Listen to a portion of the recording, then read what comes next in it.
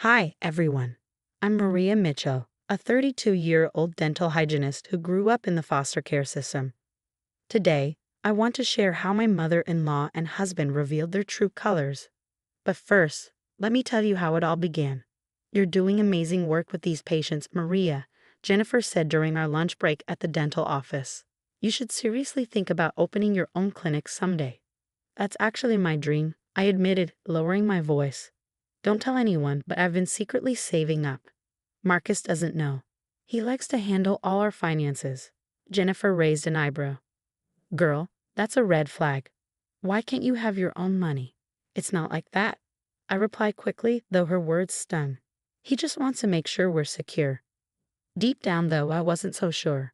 Marcus, my husband of 3 years, had a knack for masking control as care. Whenever I brought up my career goals, he'd say, "Baby, why stress yourself? My business is doing great. Just focus on your hygienist work, and I'll take care of the rest." Then there was Barbara, my mother-in-law. She lived just 10 minutes away and never missed an opportunity to remind me of her generosity. "Marcus tells me you want to open a clinic someday, sweetheart," she said one afternoon, her smile saccharine. "That's so ambitious for someone with your background. You should be grateful my son provides such a comfortable life." Her words cut deeper than I let on. My only real solace came from Mrs. Rodriguez, my elderly neighbor. One evening, as we shared her homemade tamales, she noticed my troubled expression. "Maija, what's bothering you?" "Just mother-in-law drama, Mrs. R," I sighed. "Barbara found out I'm taking extra shifts, and—" "Let me guess. She told Marcus?" "Yeah. He asked why I needed more money when he gives me everything I need." That same week, I met David Chen, Marcus's business partner, at a company dinner. Something about the way Marcus stiffened when David mentioned finances caught my attention. "Maria, it's nice to finally meet you," David said warmly, though his expression betrayed concern. "Your husband talks about you constantly." "All good things, I hope," I replied, trying to read his face. "Of course," he said, hesitating. "Though I wish he'd mention you during our financial meetings." Barbara quickly cut in, her tone icy. "David, dear, let's not bore Maria with business talk. She's perfectly happy letting Marcus handle all that, aren't you, sweetheart?" I forced a smile, but inside, I was grateful for my secret savings account. Every extra shift, every bonus, $115,000 so far, was tucked away in what I called my escape fund. Jennifer noticed me checking the account balance at work the next day. "Keep stashing that money, girl. Something about your husband and his mama doesn't sit right with me. Just be careful, okay?" I nodded, not realizing how right she was or how soon my world would shatter. The day everything fell apart started like any other. I was organizing files in my home office when Barbara's voice startled me. Well, what do we have here?" I turned to see her holding a bank statement I had hidden in my desk. $115,000, she sneered. "Does Marcus know about this?" "That's private," I snapped, my voice trembling. "How dare you go through my things?" "Private?" she scoffed. "Nothing's private when it comes to my son's money.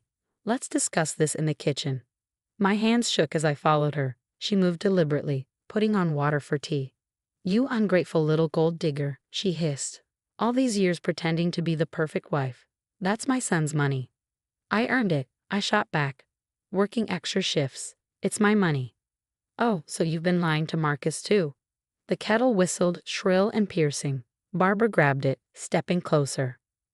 "You're going to tell Marcus everything, or I will." "Go ahead," I said, my voice steadier than I felt. "I have nothing to hide." It happened in an instant. The kettle tipped, and scalding water splashed across my arm. "Oh my!"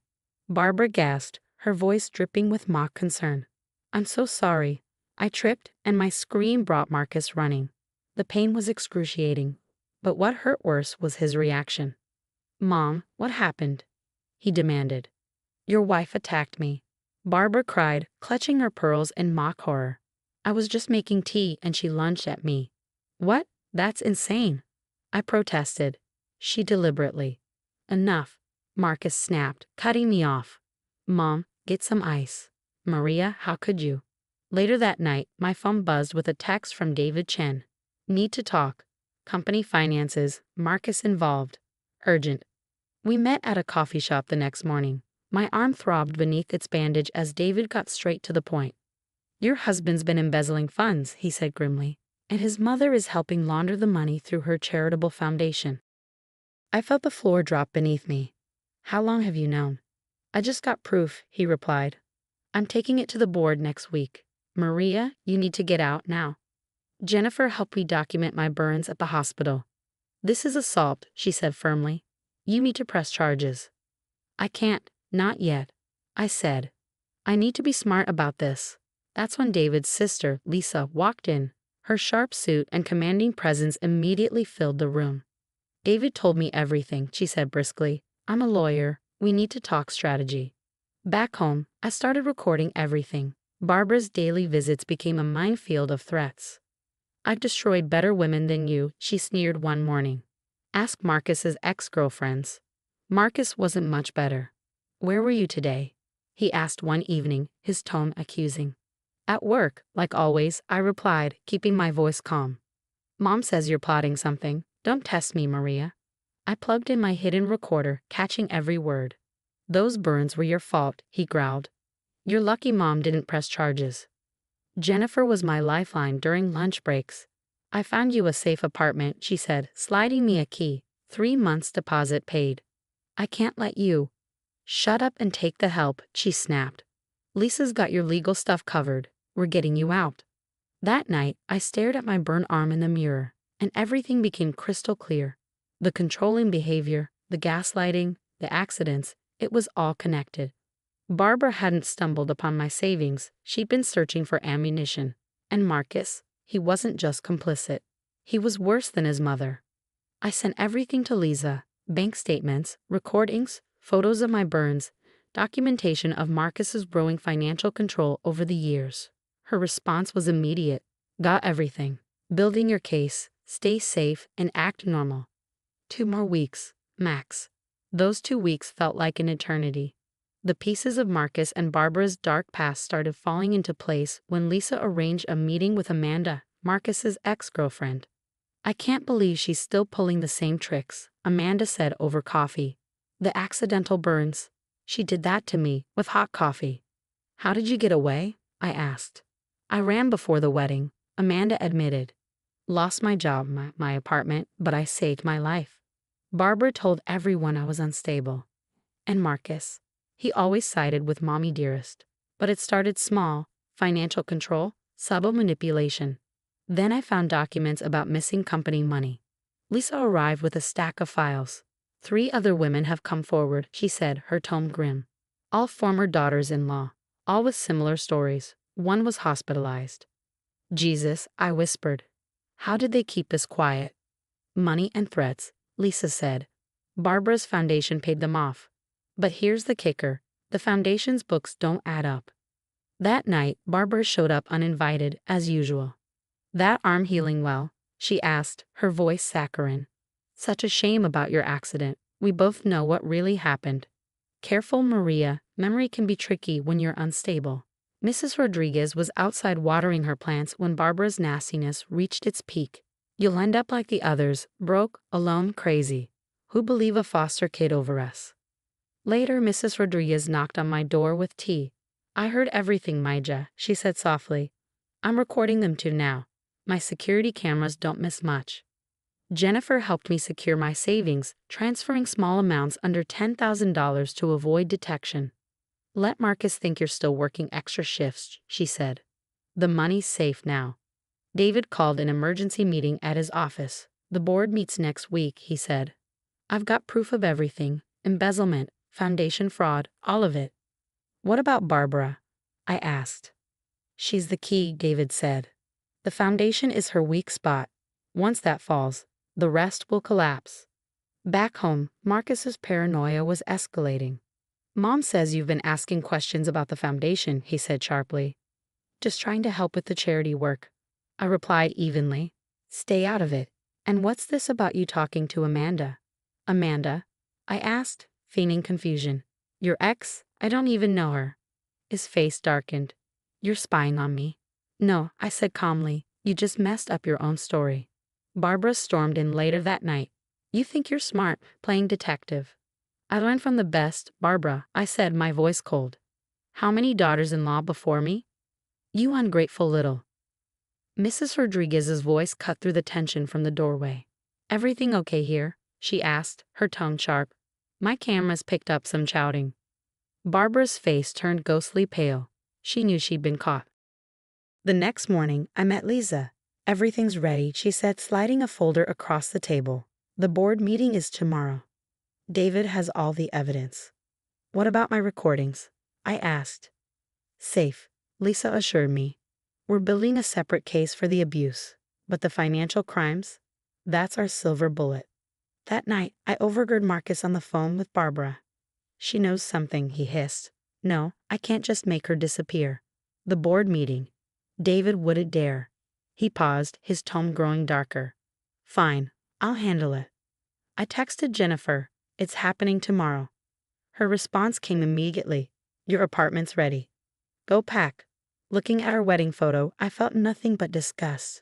Tomorrow their perfect little world would shatter, and I'd be gone before the pieces hit the ground. The next morning, I watched Marcus leave for work, pretending everything was normal. As soon as his car disappeared around the corner, I sprang into action. Jennifer texted, everything's set at the new place. Within an hour, my essential belongings were packed. Mrs. Rodriguez hugged me goodbye. Your moving truck just left, Maija, she said with a smile. Barbara's watching from her window. Perfect timing, I replied. The board meeting starts in 30 minutes. By the time the chaos erupted, I was already in my new apartment. Jennifer called with updates. David just dropped the bomb. FBI agents walked in during the meeting. You should see Marcus's face on the security feed. What about Barbara? I asked. She showed up screaming and made it worse. They're both being questioned now. The headlines came fast. Local business owner and mother arrested in multi-million-dollar fraud scheme. But the real satisfaction came from the follow-up stories exposing their history of abuse. 6 months later, my clinic opened its doors. Jennifer ran the front office like a pro. Next patient, she said one afternoon, handing me a chart. Another foster kid, she added. Dental school scholarship. Send them to my office first, I replied. I want to talk to them about our mentorship program.